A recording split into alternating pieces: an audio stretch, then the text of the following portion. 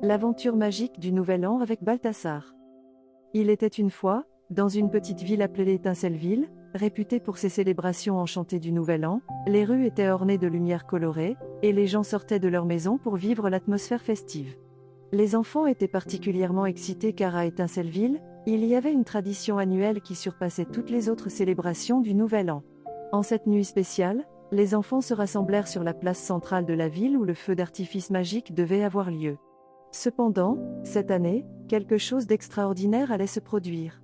Quelques jours auparavant, le vieux sorcier Balthazar avait annoncé une prophétie mystérieuse: quand les enfants d'Étincelleville uniront leurs cœurs et formuleront collectivement un vœu, le feu d'artifice du Nouvel An se transformera en une aventure qu'ils n'oublieront jamais. La nouvelle de la prophétie se répandit comme une traînée de poudre parmi les enfants de la ville. Bientôt, ils décidèrent de s'unir, de faire un vœu ensemble et de transformer le feu d'artifice du Nouvel An en une aventure inoubliable. Le soir du Nouvel An, les enfants se rassemblèrent avec enthousiasme sur la place centrale. L'horloge sonna minuit, et le ciel au-dessus d'Étincelleville s'illumina d'une lueur magique. Mais avant que le feu d'artifice traditionnel ne commence, les enfants formèrent un cercle et se tinrent par la main. Au centre du cercle se dressait une vieille fontaine qui brillait de manière magique, connue sous le nom de puits des vœux.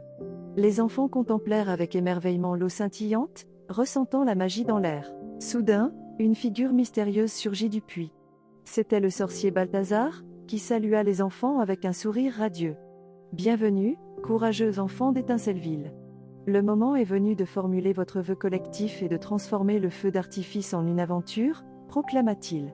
Les enfants se regardèrent, sourirent et commencèrent à exprimer leurs vœux à haute voix.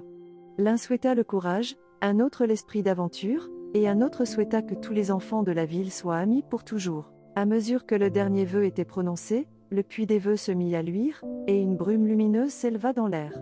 La brume disparut, révélant un arc scintillant menant à un endroit inconnu. C'était un portail magique qui guiderait les enfants dans leur aventure du Nouvel An. Remplis de curiosité, les enfants entrèrent dans le portail et se retrouvèrent dans un monde enchanté. Des lumières colorées dansaient autour d'eux, et le sol sous leurs pieds semblait être fait de poussière d'étoiles. Des rires amicaux résonnaient dans l'air, et les enfants savaient que leur aventure venait de commencer. Le sorcier Balthazar réapparut et expliqua aux enfants qu'ils devaient accomplir 4 tâches pour recevoir le vœu ultime du Nouvel An. Pleins d'ardeur et de courage, les enfants se lancèrent dans leur aventure. La première tâche conduisit les enfants dans une forêt scintillante, où des arbres vivants les défiaient avec des énigmes. Travaillant ensemble, les enfants résolurent les énigmes, gagnant la confiance des êtres magiques. En récompense, ils reçurent une clé magique qui les guiderait vers la tâche suivante. La deuxième tâche conduisit les enfants dans une immense forêt de bonbons, où des sucreries poussaient sur les arbres. Là, ils rencontrèrent des créatures de bonbons ludiques qui les aidèrent à construire un homme en pain d'épices géant. Ensemble, ils rirent et se délectèrent des friandises avant que l'homme en pain d'épices ne les récompense de la deuxième clé. La troisième tâche les emmena dans le ciel, où ils flottèrent sur des tapis volants parmi les nuages. Là, ils rencontrèrent le sympathique gardien des étoiles, qui écouta leurs rêves et leur offrit la troisième clé. La quatrième et dernière tâche les conduisit à un château étincelant, où résidait le puissant roi du feu d'artifice. Pour obtenir le vœu ultime du Nouvel An, les enfants devaient construire la plus belle fusée pour le roi. Avec beaucoup de créativité et de collaboration, les enfants fabriquèrent une fusée spectaculaire qui impressionna le roi du feu d'artifice. En récompense, ils reçurent la quatrième et dernière clé. Avec les 4 clés en main, les enfants retournèrent au portail magique. Le sorcier Balthazar les accompagna et leur demanda d'insérer ensemble les clés dans la serrure.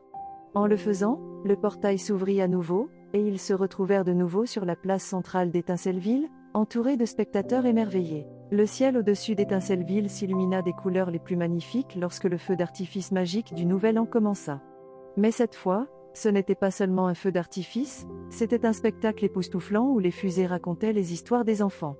Chaque fusée symbolisait l'un des vœux que les enfants avaient formulés. Les habitants d'Étincelleville contemplaient le ciel avec émerveillement, ressentant la magie dans l'air. Les enfants se sourirent, sachant que non seulement leurs vœux s'étaient réalisés, mais qu'ils avaient aussi vécu une aventure inoubliable. L'aventure du Nouvel An à Étincelleville devint une légende transmise de génération en génération.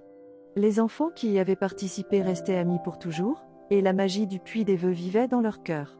Ainsi, chaque année, la ville d'Étincelleville célébrait un Nouvel An qui n'était pas seulement marqué par des lumières scintillantes et des fusées colorées, mais aussi par le souvenir de l'aventure enchanteresse que les enfants avaient partagée.